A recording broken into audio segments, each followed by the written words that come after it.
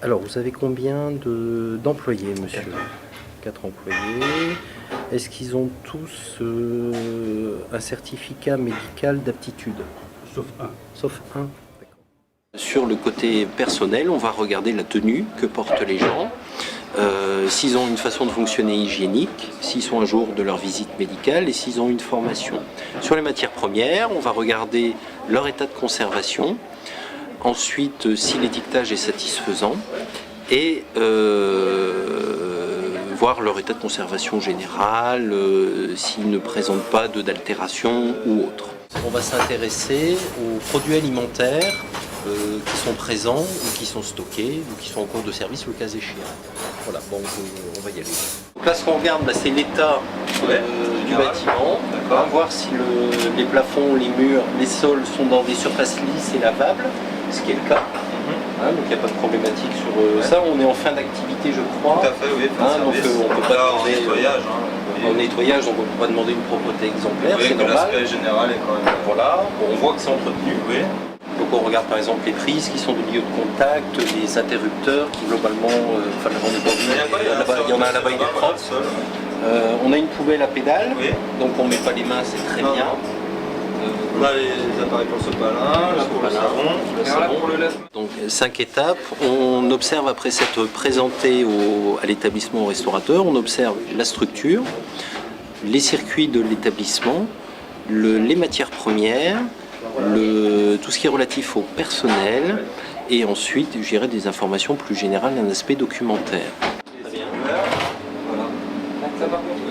C'est fait pour l'usage unique d'eau minérale ou d'eau de source et j'en prends note. la vinaigrette notamment, c'est quelque chose d'acide, donc là ça va vraiment migrer.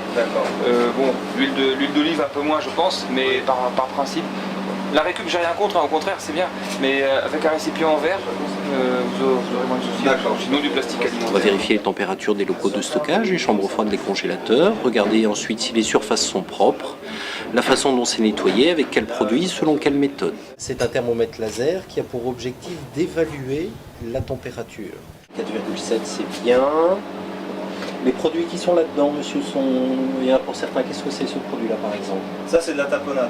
Ça c'est de la tapenade, d'accord. Ok. Après pareil, on garde sur maximum 3 jours.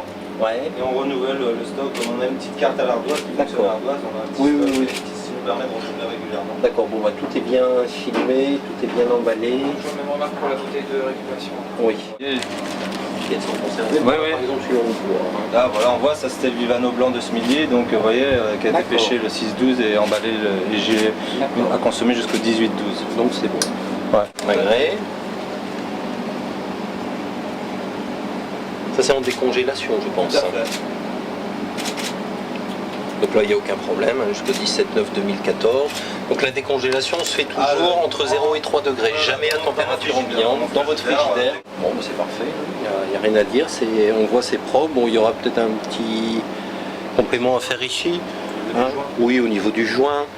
Là on peut avoir une éventuelle source de contamination, mais c'est minime, globalement l'ensemble est très propre. Hein. Il n'y a pas de problème. Hein. Ça faut bien suivre. 1,8 c'est très bien. Bon, votre crème fraîche 27-29 décembre c'est très bien. Qu'est-ce que c'est ça monsieur? Ce sont des blancs d'œufs. Des blancs d'œufs? On sert pour faire de la meurin. D'accord, vous les avez séparés quand? Lundi on les garde début de semaine et puis là, je fais les meurins d'hiver. D'accord, donc 14-12 c'est parfait. Bon, il n'y a pas de problème particulier. Hein. Regardez des objets. Je sais pas. C'est quand vous avez plein d'objets qui sont stockés sur un. Souvent on peut pas nettoyer comme il faut, mais néanmoins, ça a l'air bon. Non, c'est propre. En fait, vous enlevez tout et vous remettez tout. C'est propre. Très bien, on est assez minutieux. Bah, je vois ça.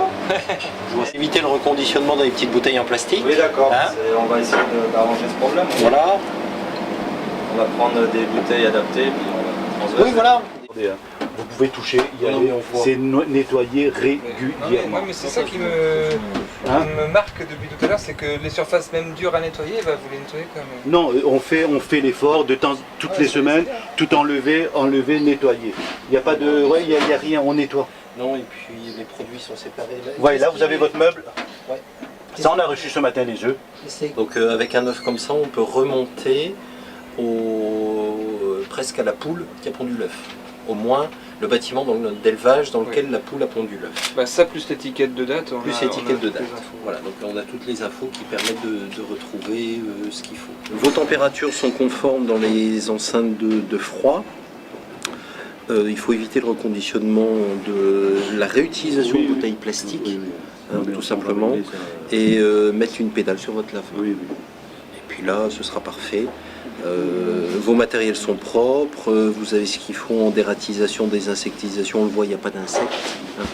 On fait le point avec lui sur les aspects conformité et non-conformité, c'est-à-dire ce qui a été relevé comme étant positif, satisfaisant, et les axes d'amélioration qui se dégagent de la visite. Donc ensuite, tous ces éléments sont concrétisés dans un rapport d'inspection que l'on transmet avec un courrier de suite, comme on dit, aux professionnels qui en établit un échéancier pour apporter les petites améliorations qui sont à apporter.